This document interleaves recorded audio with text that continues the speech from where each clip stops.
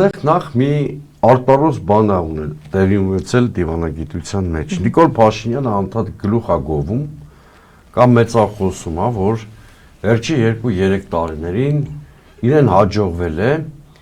առանց միջնորդների արդյունավետ երկխոսություն հաստատել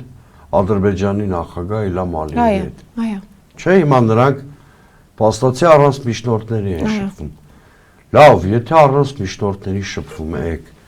Արմեն Գրիգորյանն էլ Հաջիևի հետ ոդկասթի ա մասնակցում համատեղ։ Հարց, ինչու որոշեցիր Civic-ի կամ այլ իշխանամետ ԶԼՄ-ների միջոցով հրապարակային առաջարկ անել Ալիևին։ Ինչ ձև ա դիվանագիտություն։ Ով ա տեսել զգայուն հարցերի վերաբերյալ ասուլիսում լրագրողների միջոցով առաջարկ փոխանցել այն երկրի ղեկավարին, որը քո հետ գտնվում է հակամարտության մեջ, քիչ չի, մի հատ էլ գլուխ ես գովում, ասում ես կոմունիկացիայի հրաշալի միջոցներ ունես նրա հետ։ Այո։ Սա արտառոց է, որ կրկնում եմ, սա արտառոց, սա մեկ։ Երկրորդը,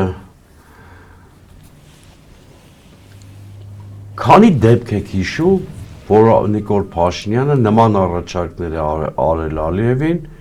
եւ բոլոր դեպքերում իդեպ մերժվել։ Հիշում եք, ասում եք եկեք հայելային հետ քաշում անենք, ելի հրապարակային էր առաջարկում։ Ասում եք եկեք սպառազինությունների վերահսկման մեխանիզմ ստեղծենք։ Հակառակ արձագանքն է։ Հա, այսինքն լավ, քանի անգամ պիտի դու նման հրապարակային ոչ դեպքերում չնախա պատրաստված առաջարկություններ անես ու մերժվես։ Չէ՞ որ սա երկրի իմիջի, քո դիվանագիտության անլրջության խոսում փաստարկներ են դառնում։ Երրորդը, մենք ունեցանք հերթական նվաստացումը եւ նա արևմտյան Ադրբեջանի տերմինը համեմատեց Արցախի վերադարձի գաղափարի հետ։